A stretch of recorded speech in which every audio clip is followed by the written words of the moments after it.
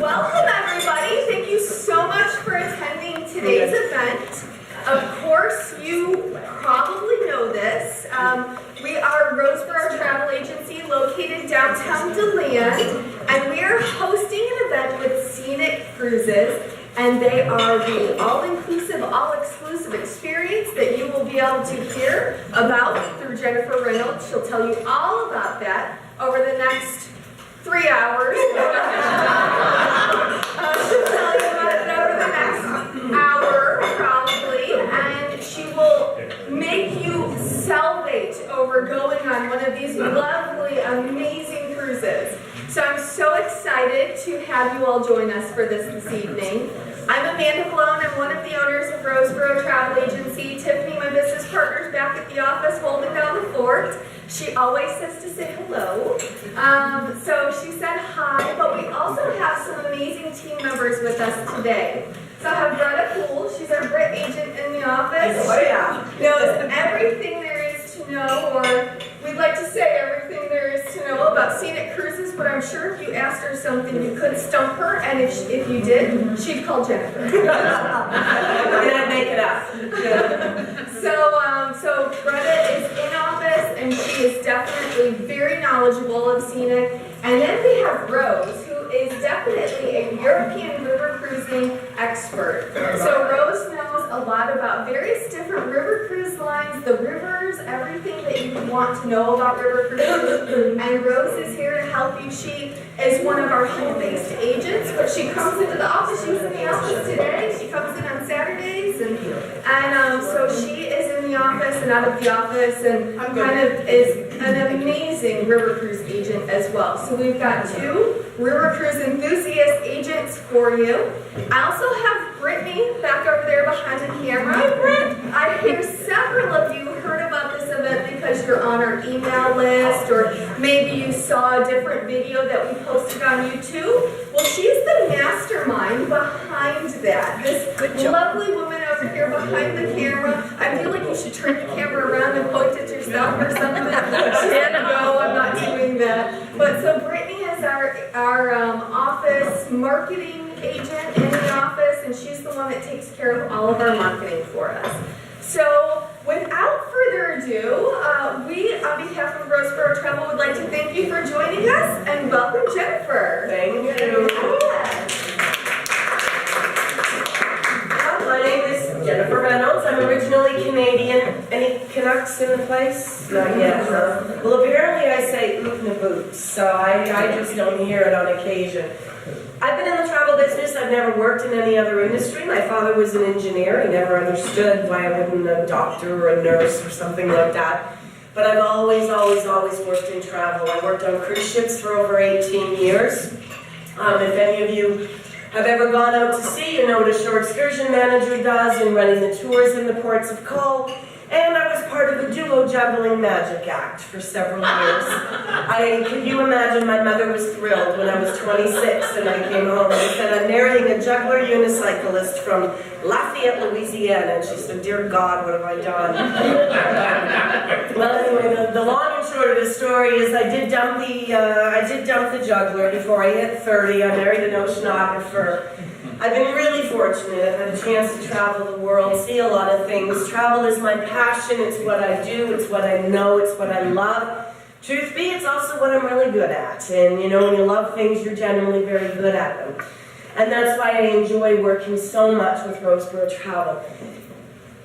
You know, travel agencies and using travel agents is so critical. Your vacation and the amount of money you spend on your vacation, there's just no error for mistakes. You can't do it over again, and that's why I think it's so critical for you to use a travel agent, and also to keep your business local, because these guys know what they're doing at the end of the day. But I'm going to talk with you about the Scenic Group. There's 3 things we're going to look at today. One of them is going to be our Scenic River Cruises, which is a fully inclusive river line, sailing in Europe and a few other places around the world. I will then introduce you to Emerald Waterways, which is also our company. Emerald is a little bit more of a contemporary cruise line, and frankly, there's a little bit of a similarity between them and between Emerald and a little bit of Viking. And then lastly, I'm going to share with you about our brand new Scenic Eclipse, a 228 expedition ship. Now this rocks my world, the Arctic and the Antarctic and all of these cool places. And we'll take a little look at the Scenic Eclipse, and that's her in the middle. She has a helicopter on board and she has a submarine on board as well. Yes, so having been married to an oceanographer, yep, that's the kind of stuff that really rocks my world. Scenic is an Australian company. We've been around for quite a while.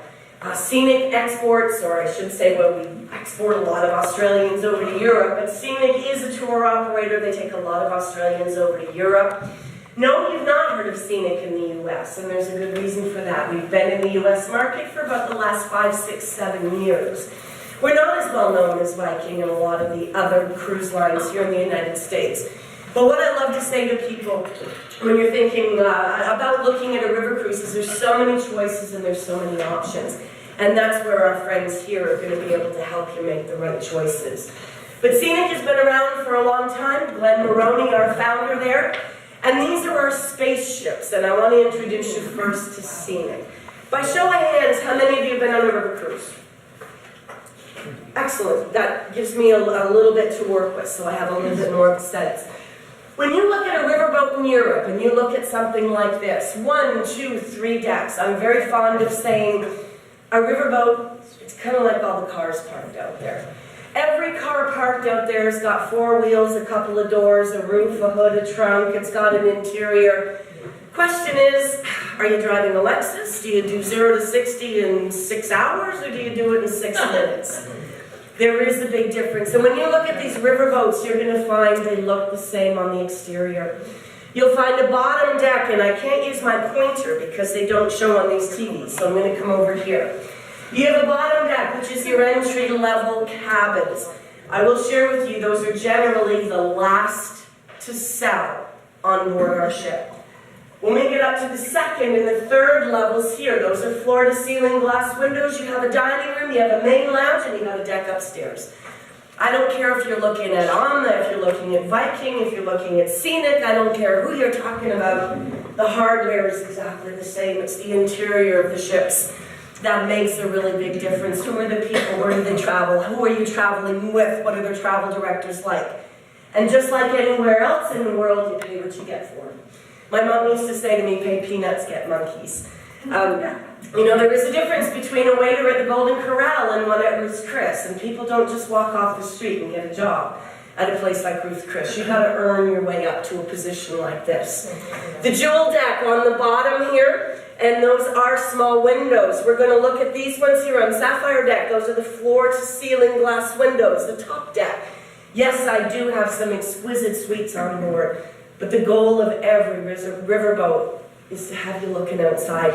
Everything is to draw you outside to what you're looking at. And that beautiful top deck here, they're all long and they're all lean. But physically, these ships pretty much look the same. For many of you who have done a river cruise, you understand how they work. For those of us that haven't, this is what a European river cruise can actually look like. We're looking at the rivers here in Europe, and if you look from Amsterdam all the way out to the Black Sea, you can see where the top of the Black Sea, actually that's the Rhine River comes down. This is the Danube, which comes all the way out to the Black Sea, and that's what allows you to go all the way from Amsterdam to the Black Sea. That little squiggle line in the middle right before Nuremberg, that's called the Rhine-Main-Danube Canal. 1992, 100 kilometers of what was solid land was dug out and made into a canal. Would it ever happen today? Not in a million years. Not with the type of environmental laws that we have in place right now. And it really was in 1992 with that Rhine-Main-Danube Canal that put river cruising on the map. That's what allows you to go all the way from Amsterdam to the Black Sea. The Rhine itself actually starts in Amsterdam and you go down to Basel. You kind of make that right-hand turn, going down to Basel in Switzerland. If you continue on, you're on the Danube and all the way to the Black Sea. Bordeaux, over here, if you want to eat and drink your way around any place, Bordeaux is a great spot to do it. Round trip Paris, going to Honfleur. and to the Normandy area and the D-Day beaches over here in Porto in Portugal. I couldn't find you space to go to Portugal this year if I wanted to. Everything is completely sold out for Portugal this year. Portugal is a very, very simple, gorgeous place to go, and very different from what you'll find in the mainstream type of Europe itineraries. Yes, I do have some ships in Russia, I have some in Egypt as well, and I have some exquisite itineraries in Vietnam. Scenic is considered a truly all-inclusive. I'm hesitant to use the word luxury. Scenic is truly all-inclusive, and that means when I'm talking about all-inclusive, I mean all-inclusive. I'm talking your food, your tours, your transfers, your gratuities, your Wi-Fi's included, your water's included. Everything is in there for you, even your port taxes and your laundry. When Glenn designed Scenic, it was for you not to open your wallet when you get on board, to deal with everything ahead of time. The ships themselves have a little bit of a neat sort of darker feel to them, the dark and rich woods. And that's why I think it's always really important to talk to your travel agent, because the interior, it's like choosing a hotel, you know, everything is a little bit different. Or choosing a restaurant. Yeah, maybe you're going out for Italian or Chinese, but the restaurants themselves are all a little bit different. And it's kind of the same thing, I think, with these riverboats. But let's look at Scenic and what we do on board. You can see the dark woods and the main lounge, and we call them the Scenic spaceships here. You'll find a main lounge and a dining room on all of them. The food is very good. If any of you have any kind of a food requirement, whether it's a gluten-free, whether it's a fat-free, I was pretty shocked to discover how much further ahead the rest of the world is to us here in the United States. It's just not a big deal. If you're gluten-free or fat-free or whatever it is, or keto or whatever exists these days, you're not going to have a problem food-wise. Dining is an open seating. It is certainly a casual environment. Please, you can do away with the jeans and t-shirt. We'd like to upgrade it a little bit. But guys, you don't need a jacket, and ladies, you can leave the evening gown at home, unless you want to wear it. And there's those of us still that really enjoy that kind of traditional and being able to do that. Some special dining experiences in France. We have La Moule. For those on our upper deck, we have a special dining experience for them on board Scenic. And even in Portugal, Table la Rive, where we have another special dining experience on board the ships. Food and beverage are very important. We do serve a lot of local cuisine. Sometimes people like it, sometimes they don't. I always say try it. I'm not an adventurous eater. You know, I had a little meatball and then I had a little thing over there, and I'm probably good till breakfast tomorrow. I'm just not great with food. But on board these ships, we serve a lot of the local cuisine, and that's the idea, is to try it. You're there. And if you don't like it, then order the chicken and the broccoli and try it after, or something else off the menu, but give it a crack. And in our river cafe, which is upstairs, you can get a sandwich, a bowl of soup, and breakfast is served up here. But again, the idea of a river cruise is to keep you close to land and to keep you seeing everything. And they are pretty fast-paced itineraries. On Scenic, we do have butler service, of course, on board because we are upscale. Again, I don't like to use that word luxury, but I do like to use the word upscale. And for anyone who's food and beverage related, I strongly suggest you take a look at some of the itineraries in France, particularly in Bordeaux. I'll show you an image a little bit later on. But we do have some cooking courses and cooking classes that take place particularly in that southern part of France. So continuing the look on board, I shared with you those cabins that are right at the water level. And that's what one of the standard staterooms, that is the buy-in level, that is the lowest level of cabin we have, and that is the window, and no, you don't have to stand on a chair to look out. As long as you're a little over 5 feet, I think you'll be able to see okay. But that's our standard balcony suite. Now, people always ask about balconies on river cruises. Remember, when you go on an ocean cruise, a balcony is a very interesting concept. You open the door, you step out, you close the door. Now, what happens if the weather's lousy or if it's too cold to be stand outside? You still open the door. These are what we call all-weather balconies. In fact, anyone who ever goes to the new Celebrity Edge, these are the balconies that they're now using. Took them a few years to catch on, to realize that many destinations need what we call an all-weather balcony. But what you have here is they're actually a part of the room. So you don't lose the space. And that's, yeah, it's pretty critical, because that's a lot. So it's still a functioning space, but you want to sit out there and read, and you want to watch the football game, pull the bifold door closed, and you're done. That window that you see right there, that is a floor-to-ceiling glass window. Touch of a button, the top comes down, and you have the railing across. That area is completely open. I did have a guy last week ask me if that lowered all the way down to the floor, and I told him no, it didn't, because he'd probably fall over. But yes, where you see that railing from edge to edge, knock yourself out. That's completely free outside. And I love that. I need the air. I've got to be able to see outside. And that's why I enjoy the balconies. And we call those sun lounges on board. And I'm glad to see somebody else is catching on and realizing that so much of that balcony space gets wasted. Royal Owner Suite, it's not bad to be able to travel at the top of the food chain. But you can see the balcony that's here. You can see the colors and the style on board this vessel of Scenic. And the majority of them are those rich, sort of dark colors. And this one I tossed in there because that's our panorama suite.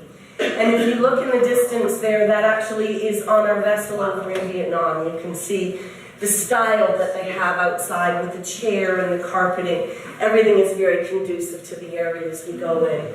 There's a fitness center on board. I'm not going to lie and say it's a well-used room. It's not. You are going to have to do some walking when you're on board. Yes, there is an elevator that will take you up 1, 2, 3 decks. Frankly, if you need an elevator any more than that, a river cruise is going to be a challenge for you. Because in the ports of call, you do need to be able to do some walking and explore them. And while we know a lot of travelers come from ocean ships, we have built salt rooms on board all of these ships. I think these are going to be fads in the next couple of years. You never know what they'll be. But at the moment, it is very, very well used. And that's one of the salt rooms. And remember, there's no additional charge for any of this on board. Your drinks, your tours, your transfers, your gratuity, your port taxes, everything is done up front. But Glenn's been doing this for a long time, bringing a lot of people to Europe. And so it's our onshore programs. This is all about you making choices with Scenic. We call it our free choice. Your excursions are all included, but it's up to you to choose what it is that you'd like to do. In Vienna, for example, would you like to do Schönbrunn Palace? Or maybe you'd like to go out and see the Spanish riding school. Or perhaps your preference is to do one of the city tours. Those choices are yours. They're all included, but that's up to you to make. Because it's Scenic, it's a free choice. These tours are all included, and we will have you make those decisions ahead of time. We have bicycles on board. We call them e-bikes. We don't want you pedaling too hard. They are electronic bikes. You can pedal downhill and let it pedal back uphill for you. Hey, you laugh. On Emerald, the bikes aren't electronic. You got to work on Emerald. That's the more economical line. You'd be surprised at how well these bikes are used in the ports of call. Part of that reason is with our tailor-made. Tailor-mades, there's one for every person in each cabin. This is a GPS system. It's really neat. You can put it around your neck when you go ashore, ride your bicycle, and it's all pre-programmed. It talks to the GPS, and it tells you where to go and what it is you want to see. You're on the river on the right-hand side. Look up. That was a castle built in whatever year by Diop. Then you get it further up the river because it's GPS activated. It'll kick in and tell you exactly what it is you're seeing. No need for PA announcements. That's not the way we roll. If you want to hear, you turn on your GPS system. We have Scenic and Rich. Everything is all-inclusive, but it is all about culture as well. Scenic and Rich are exclusive events that take place. This is one we're particularly proud of, which is one of the performances in Vienna. It is exclusive for Scenic, and we have also a similar thing in France and several other destinations. And the Scenic and Rich is very important. It's generally very culturally related. Again, everything being included, but something very special and exclusive for us. And drinks at this time of the day are pretty awesome. I happen to love the sundown time of the day. I love that magical time when the sun is setting, probably because I'm not a morning person and I'm never up when the sun rises, so I'd rather see it set. I'm not good in the mornings. But sundowners, yes, we have drinks on the ship, but we'll also take you ashore into some special places to do some things. But when you look at the European rivers, there's an itinerary right up there called Jewels of Europe. I share it with you for a purpose because it's a 14-day itinerary starting in Amsterdam and ending in Budapest. An amazing opportunity for 14 days, but you don't have to spend 14 days on board. I have several 7- and 8-day itineraries. You can do Amsterdam down to Nuremberg, possibly Nuremberg to Budapest, other itineraries from Amsterdam that will take you down to Basel in Switzerland, and that's where our team at Roseborough can get you connected. I always remind everybody though, hey, if you're flying over there, whether you stay a day or a month, the flight is exactly the same cost. It's just a matter of how you would like to spend your time while you're here. And remember, you can do a pre-tour, you can do a post-tour. I've had lots of people who've done cruises to Europe and then jumped on a river cruise. The possibilities are endless. But I show you this one because you can see what a 14-day itinerary does, starting at Amsterdam and coming into Budapest. Or look at Portugal, starting in Porto up to Salamanca. Now this is a round-trip itinerary to Porto. So you'll hit half of the ports on the way up and half of them on the way back. But when you're looking at Portugal, it's very easy, it's very simple. The best word I can come up with, and I have trouble saying it, is rural, R-U-R-A-L. There are a lot of wineries, and you know we even have kayaks on board our vessels in Portugal. And sometimes even do yoga up on the decks. The sides of the river are quite close, but Portugal is very different from what you're going to find in mainstream Europe.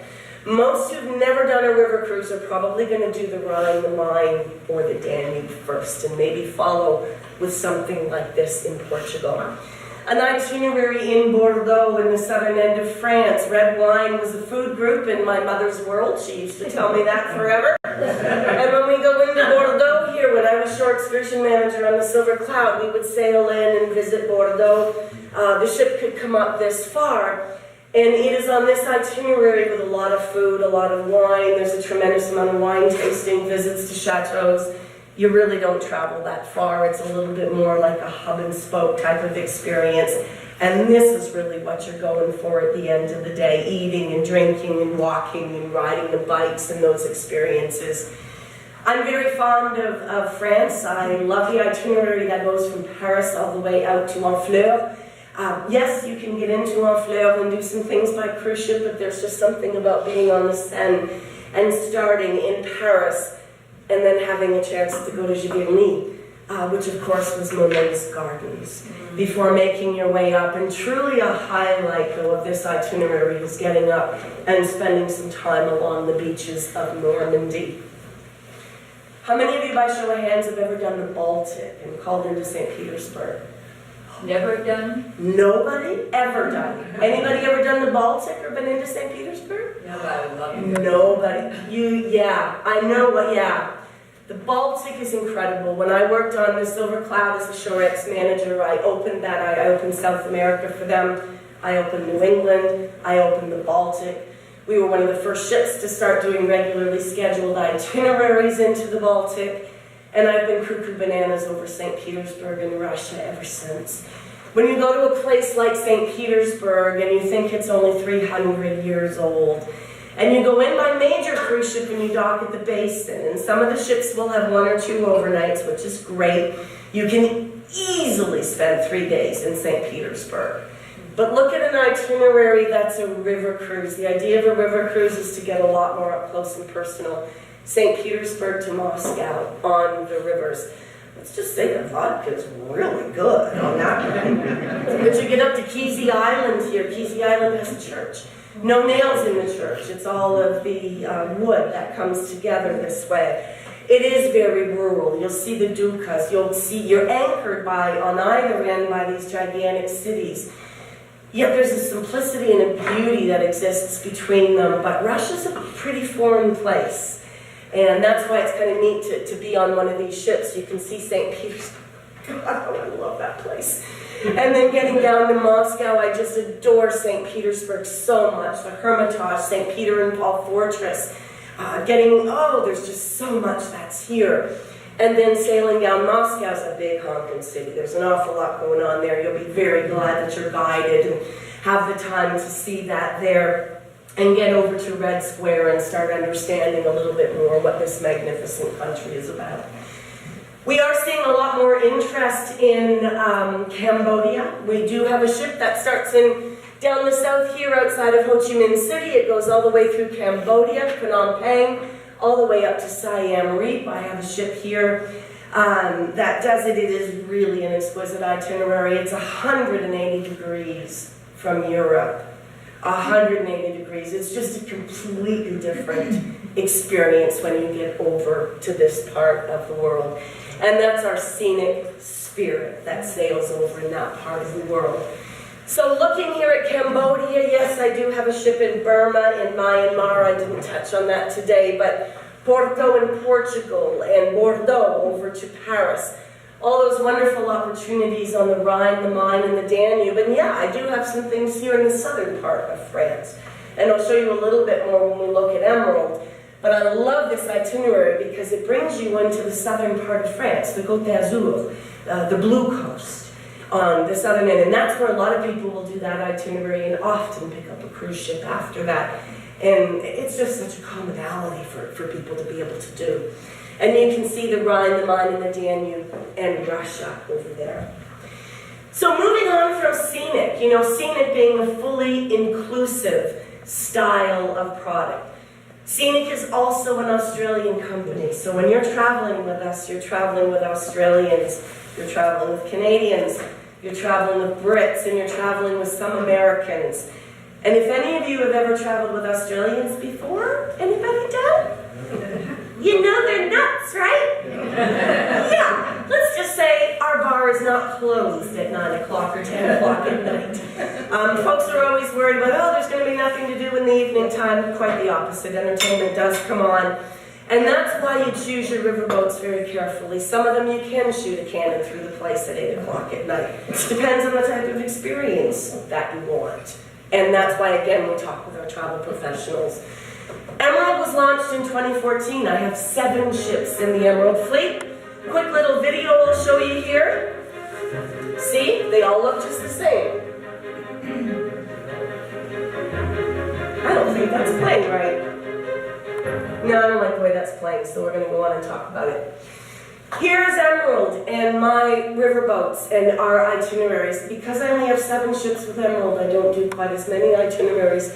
Yes, I have Portugal. Yes, I have the southern part of France. And there again, you can see the Rhine, the Main, and the Danube. And see where the Rhine goes from Amsterdam all the way down to Basel? That little squiggly line, that's the Rhine, Main, Danube Canal. And then that's the Danube.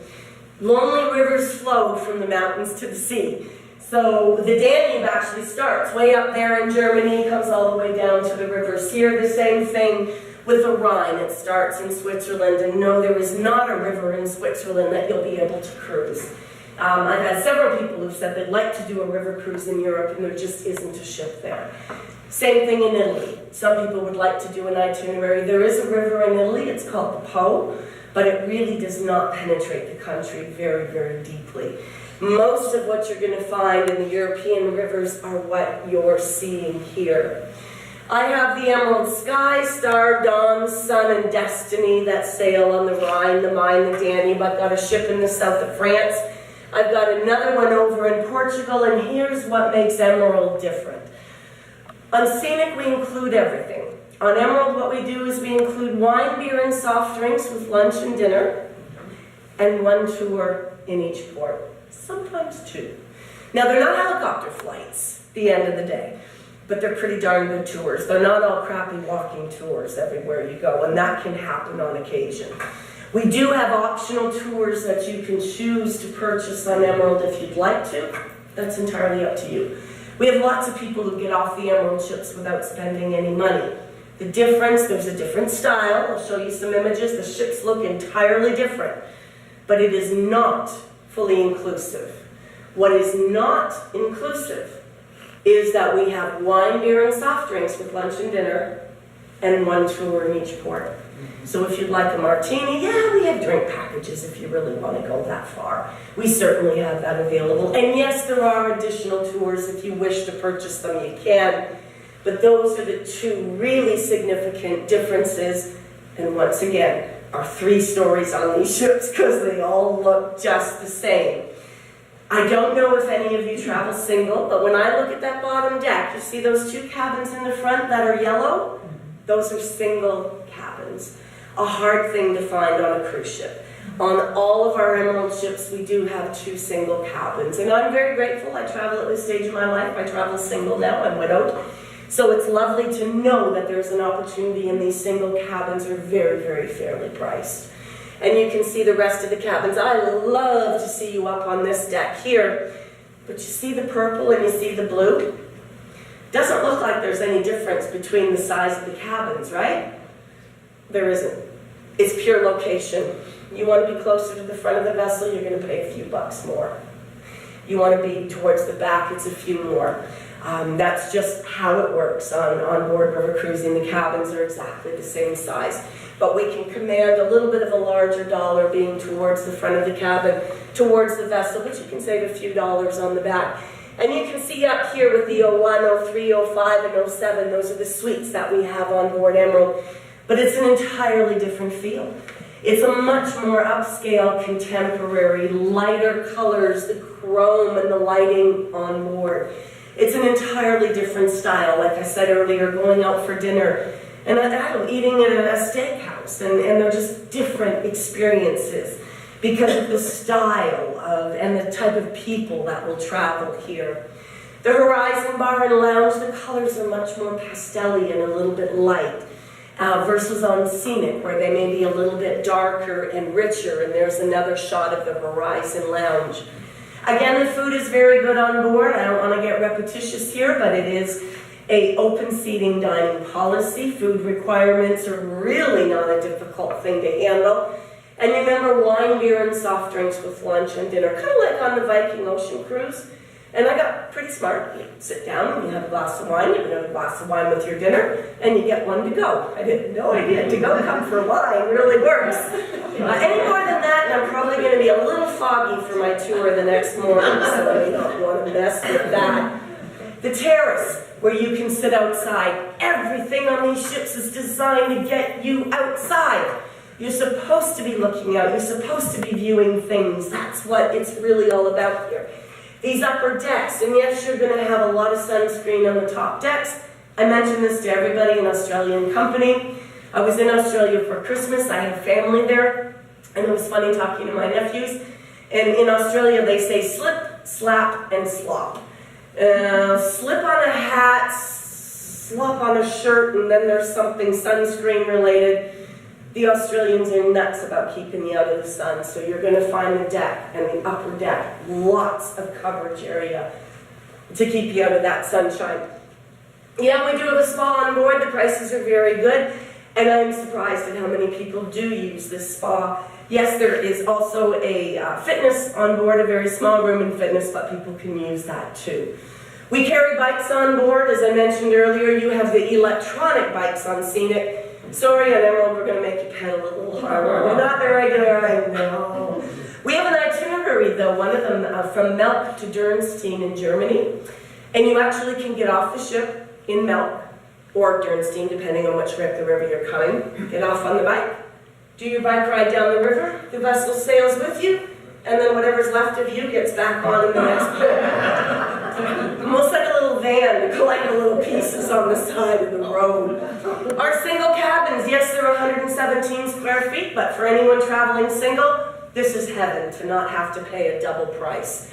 Our panorama balcony suites, this is very similar to Scenic with that usable balcony.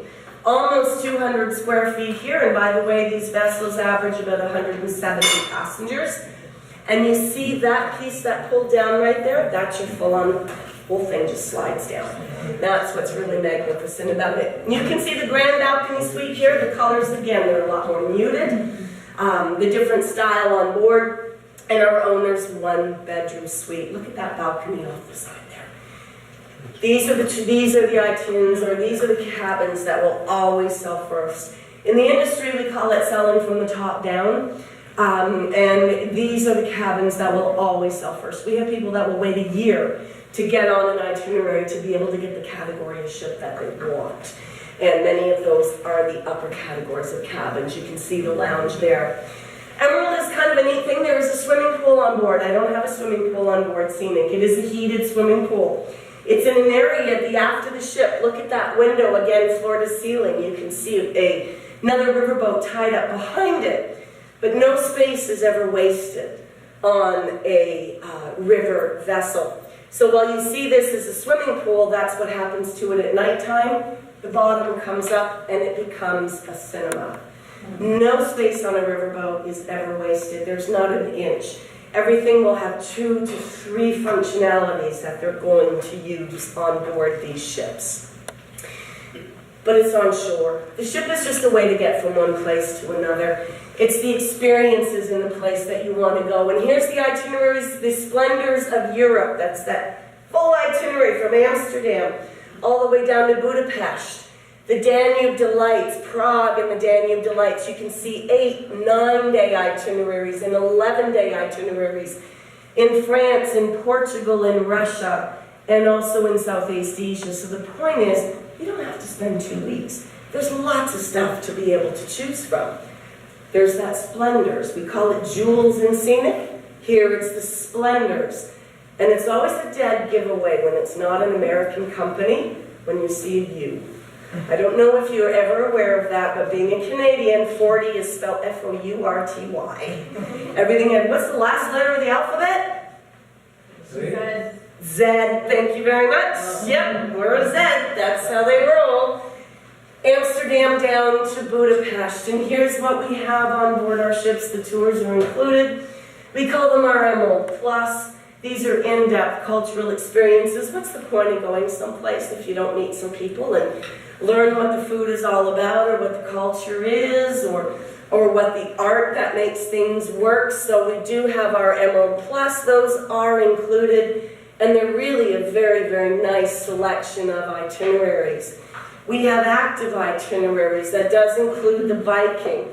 And I think that word hike is a little bit of a stretch on that one. I think it might be a little more of a walk and then probably a stumble back, because it is in many cases off to one of the wineries. And we do have kayaks on board, particularly in the Douro in Portugal. So if you want to be active, you can be active. And then our optional experiences are what we call Discover More. Discover More, pay more. Completely optional. These are the kinds of itineraries you can choose from. I'm fairly pleased at the amount of itineraries and the amount of tours that are included, the caliber of them. I think they're quite good. They give you a great sense, and it's entirely up to you if you want to do any more of an experience. But this is what you're going to be looking at in Europe. The river is not wide at all. You will be seeing a ton of stuff. Folks will often say to me, should I be on the right or the left side of the ship in order to see? It doesn't matter which side of the ship. And I always think about, have you heard of the word posh? Yeah. You know where that comes from? Point out, starboard, home. Well done. Port out, starboard home. From those ships, when ships would sail from Southampton to guarantee that you'd have sun all day. You don't have to worry about that on a river cruise. You got everything on all sides of you. We're going to get into Germany. The towns and the villages we dock in are really very close. You can take the walking tours and then go back, or whatever tours are offered, and then go back and do things on your own. A gentleman once said to me what he loved about ocean cruising was the nooks and the crannies and the cool things that he could find and do on board. And he said then, what I loved about river cruising is I found nooks and crannies and really cool things to do. He said, but none of them were on board. They were all in the ports of call. He said, and that's what I really love the most about river cruising. These are the places that you're going to see and experience.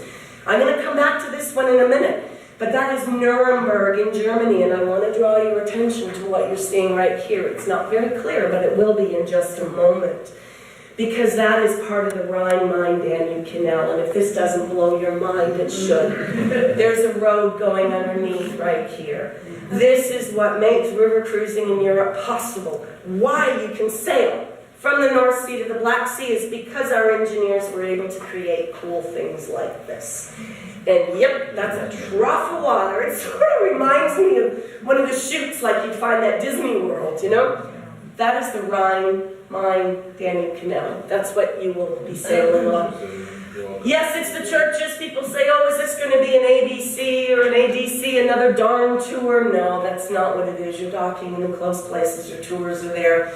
Shopping is there, eating. You don't have to take your meals on board. The goal is to be very close, depending on where you're going and what you're doing, and certainly the time of year that you're going to be traveling makes a difference.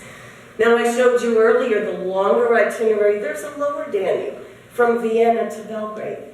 Now, you're looking from Austria, you're covering Croatia into Serbia. Frankly, that itinerary from Vienna to Belgrade would normally be done by someone who's probably had 1 or 2 river cruises already under your belt. You probably wouldn't be doing that for your first crack. But if you want to do 3 weeks, we can make that happen. You can start in Amsterdam. And I like this to Bucharest because you can see the opportunity that exists there and then segment it out. So maybe Amsterdam to Nuremberg, Nuremberg to Budapest, Budapest out to Bucharest. You get to the bottom of the river and they turn around and they go back north again. There's Budapest again out to Bucharest and Jewels of the Rhine. Now remember, these rivers were where all the goods came in from. Now the ships came in through Amsterdam. These were the trading goods. There weren't roads in Europe way back when. The goods were traded along the rivers. The Rhine was the closest river to Amsterdam. The Rhine is an extremely, extremely wealthy river. Although the merchants came up here, things did very, very well for them. And as a result, when you get along the Rhine, you start up here and you literally make a right-hand turn to sort of get down to Basel. Right after Mannheim there, if you were to continue on the Danube, you would continue through the Rhine-Main-Danube Canal. But this area is very, very wealthy in terms of what you're going to see on the sides of the river. There's a lot of wineries, there's a lot of castles there, and it's quite exquisite what you're going to see from the river. And there's our classic from Vienna to Nuremberg, a very, very popular itinerary flying into Munich. And remember, your transfers are included. So if you land in Munich, we have a transfer that'll take you out to the ship, and that's an 1.5-hour transfer. Those things can always add up very, very quickly. But again, you need to talk with our guys here through our travel agents because there's always schedules and things like that we work with. So there is a full-on, again, a little bit of a summary of our Emerald and where our ships go. We have our Portugal over here on the Douro, the southern part of France, the Rhone and the Saône, and you can see from Amsterdam all the way out to the Black Sea. I encourage you to think about Christmas time. Have you heard of the Christmas markets? Yes. Wow. I went last year right after Thanksgiving, came back first week of December. It was phenomenal. Was it cold? Yep, it was cold. I had to dig out every little bit of Canadian that I had in me. It was nothing a glass of blue wine couldn't look after. It was such an extraordinary experience. We have nothing like these things here. Nothing. In Germany last year, there was over 6 million unique visits to these markets. 6 million. Now maybe I went 3 times, you went 3 times. That counts as, 6 towards the 6 million. This is huge in this part of the world. Many places have started sort of getting along and doing this. In Toronto, I grew up in Canada, they had a big Christmas market this last year. First time they tried it down at City Hall in Toronto. You'll find it in some other places as well. You really struggle to put into words what these Christmas markets are about. You can see the top of the buildings and the lights and the food and the shopping, and it doesn't matter if it's pouring rain. And you eat your way through it. Some of them have carnivals in them, and kids are running around, and families get together. 6 million people in Germany will visit these Christmas markets, and if it isn't something you've done, really put it on your to-do list. They start right after Thanksgiving, and they go up to about Christmas time, about the week before. They all quit on the 24th of December. So you'll find most ships will be there until the 22nd, 23rd. This is families and people getting ready for the holidays. You must bring an extra suitcase with you. The arts and the crafts and the items that are built here. Wow, it's really exquisite. Is it cold? Yeah, it's pretty far north. And the one thing I always remind people of in the wintertime too is remember it's December. What's the one thing that happens in December? It's the shortest day of the year. Yeah. So I was here in December, shortest day of the year. It was getting dark around 5 o'clock, 6 o'clock maybe. And then it was light in the morning around 8 or 8:30. And, you know, that kind of messes with your plan. Whoa, I thought it was like 10 o'clock at night and it's only 7:30. And then a few weeks later, I went to Australia to visit my nephews. And then there, it's the longest day of the year. And the sun was up at 5 in the morning and it didn't set till 11 at night. So it was really kind of cool to be on the polar opposites of the world right around that time of the year. I loved the Christmas markets. Springtime in Holland and Belgium is also a big one. There's 2 to 3 itineraries every year in Holland and Belgium. We certainly can't grow these kind of flowers down here. Thank God we don't get cold enough to be able to grow tulips. But springtime in Holland and Belgium is really beautiful, and that's during the April time of year. You get to Keukenhof Gardens. The Itins will go over into Belgium as well, back into Holland, and they are really very beautiful. Part of France, whether you're looking at the southern part of France, and Lyon up into Provence, and so many people, when you think of Provence, you always think of the fields of lavender and the simplicity that exists here, which I would not argue with at all. And then Egypt. I am pretty crazy about Egypt. I love Cairo. Alexandria, I mean, when you think about it and the influence that Rome had over here, with Cleopatra having spent time in Egypt, going to Cairo and visiting the museum, we stay in fabulous hotels in Cairo. The Mina House out by the plateau at Giza. Old takes on an entirely new meaning here. You know, when you go to, blew my mind to think that Jesus, Mary, and Joseph were here on the plateau of Giza. And when they stood on the plateau of Giza gazing at the pyramids were 2,000 years old then. Now we're looking at pyramids that are 4,000 years old. Now I'm Canadian originally, we were incorporated in 1867. Whoop-de-doo! So all of this stuff means such a difference, and it's doing a river cruise, and you'll be up on the river with one of the feluccas, the history that's there. Indeed, Egypt has struggled a lot in the past. There's a lot of folks who are traveling here now. The best guides are ready, the best hotels are ready. From a security factor, that's your decision to make. Personally, I think I-4 is a heck of a lot riskier than Cairo myself. After just having spent the last day on the road, toss in some rain, you're more likely to go down out there than you're ever likely to go down over here. You can focus and include Petra as well on one of the Itins. I love Petra, been there a number of times. And there's Petra at nighttime. And I did mention Portugal a little bit earlier. You know, in our business, everything is cyclical, and I've been in it long enough to recognize the cycles. And I've been fortunate enough to have been on the front end of a lot of cycles, you know, to Galapagos Islands before it got really popular, to the Baltic, to New England, to Alaska. I mean, my God, I was in Alaska in the 80s when there were 6 ships up there. Portugal, that's where Portugal is right now. There's not going to be a lot more ships that are going to be put out on the river here. They really can't logistically handle a whole lot more. It's a very simple place, and the vessels are really, really beautiful, whoever it is you decide to travel with. And yeah, our delicious Russia, really, really like that place. Russia is the polar opposite, though, of what you're going to find in the Rhine-Main-Danube. First couple of times I went to Russia, it was the most foreign place I'd ever been. I didn't recognize a word in the language. I couldn't read a word of the alphabet. And that scared me at first. And the Russians aren't exactly warm and fuzzy. But once you got past that, man, the history. And that's what our world, I think, is all about. You know, travel is all about bringing people closer together. It's all about understanding. And I often say to people, for heaven's sakes, please don't wait. Because you don't know when God's going to take that time away from you and you're not going to have it anymore at all. Look at Southeast Asia. You're looking at Ha Long Bay in Vietnam. I've had a chance to travel Vietnam a couple of times. And there's our new Emerald Harmony. She'll be launched this fall, 64 passengers. a very shallow draft into Ho Chi Minh City, and then all the way up into Cambodia. I am really tickled about these itineraries. We have a ship that's doing that itinerary now. The Emerald Harmony is new. The reports are just magnificent. The people are so gentle. It's a very different style of travel in this part of the world. There isn't the European history and the grandeur that exists.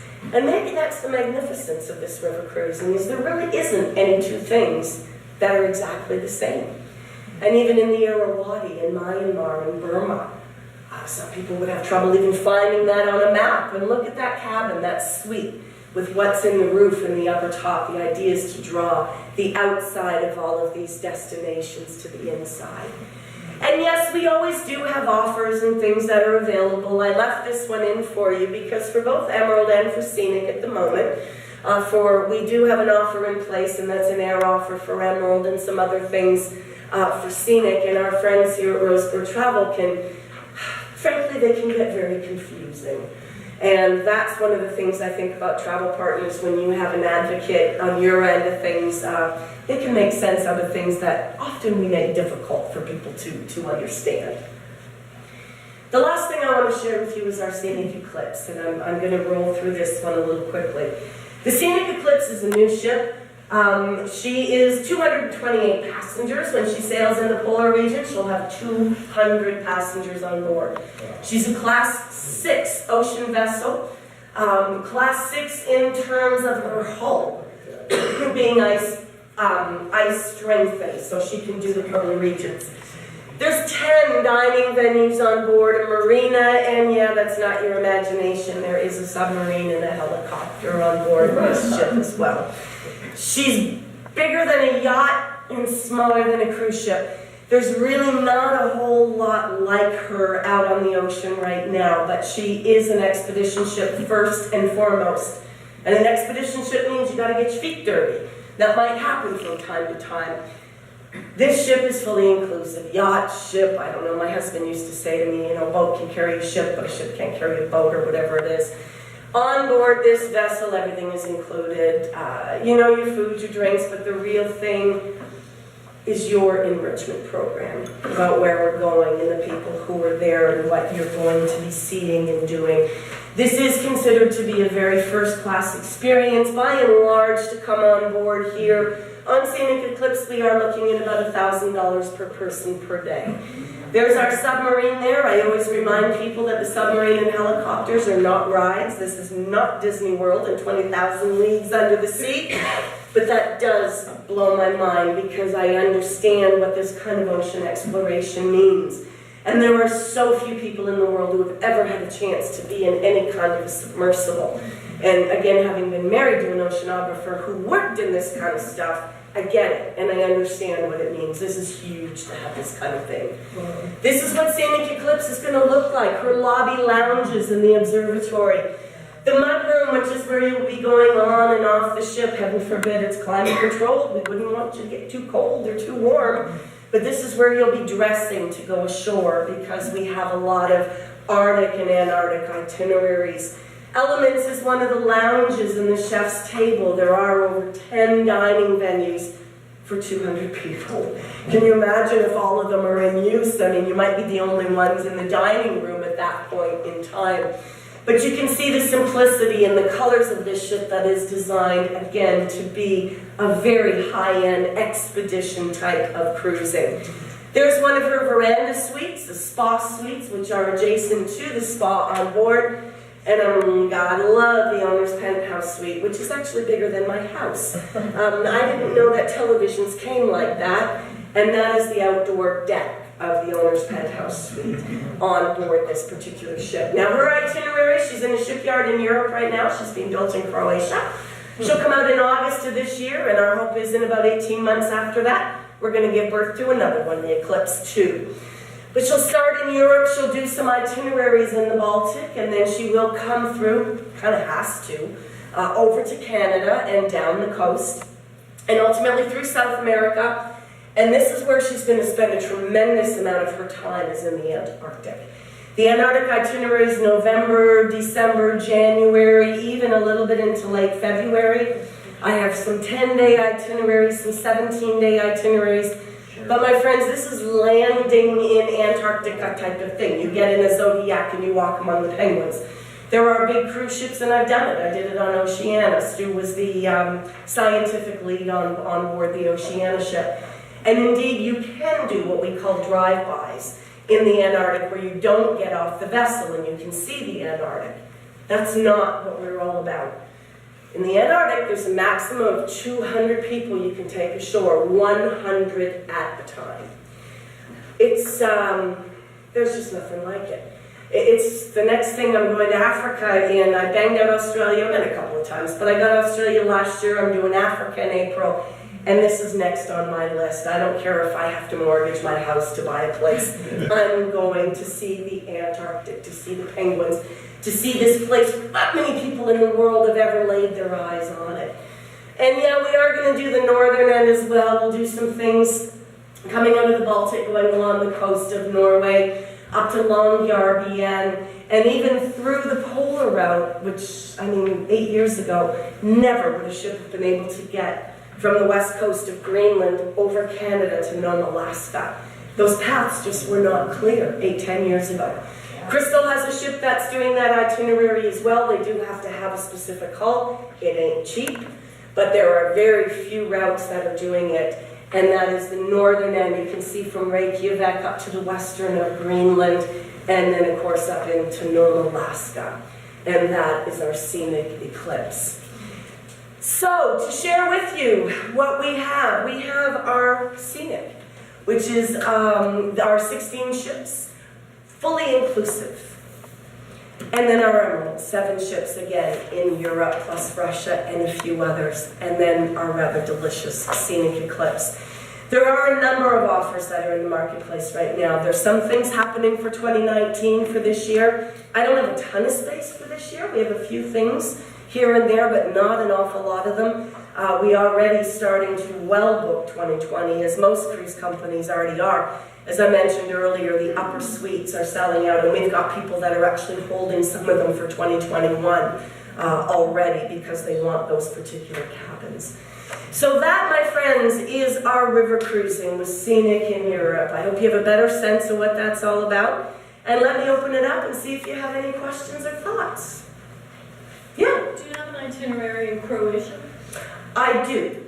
I do have an itinerary. We have a new ship that's coming on. Croatia's amazing. Beautiful. I have a 32-passenger yacht that's going to be doing Croatia. She's being launched this September. And in Croatia, it's funny, I had a discussion with someone not long ago. They said, oh no, that ship's too small. Here's the problem. You either go with a big cruise ship and hit the big ports, or you go with a small ship that fits in the ports. Kind of make your choices. So yeah, the Adriatic Princess 2 this fall. And a simple ship, nothing overly complicated about it, but several itineraries in the Adriatic. Yeah, that part of the world can be insanely crowded right now. And that's the thing, if you're looking to travel in Europe, June, July, and August are peak seasons. And that's when it's going to be busiest. So you think about the weather, it's not that much different than we have here. But I often say to people, leave June, July, and August for the teachers and the kids if you have a choice. Spring, fall, and talk to our guys here. We know a lot about our business, and it always amazes me. I'll have conversations with people sometimes. Oh, I don't need a travel agent. Yeah, you're not going to get out of the airport, dude. You're never going to make it to your hotel. But I would definitely, June, July, and August period, if it doesn't have to be, it's hot, it can be very, very crowded, you might want to consider that spring and fall, and that's where you guys can, and price point-wise, a little bit better. Air is not included in our pricing, of course. What we're looking at in terms of pricing in the brochures and with what they will give you here is for the cruise only. Air, my goodness, maybe you're flying out of New York, maybe you're flying Tampa, maybe you're Orlando, you're flying in June, you're flying in December, you're in business class. We have to price that separately. So air was always different. Air is always a different, never included in that. Now we do have air offers on occasion, and then we'll get you the best available air. Air's a pain in the neck. Yes, it is. It is a pain in the neck, I know, none of us do, yes. But we need it to get from point A to point B. Yeah, sort of a necessary evil. Well, thank you all for joining us here this afternoon. Thank you.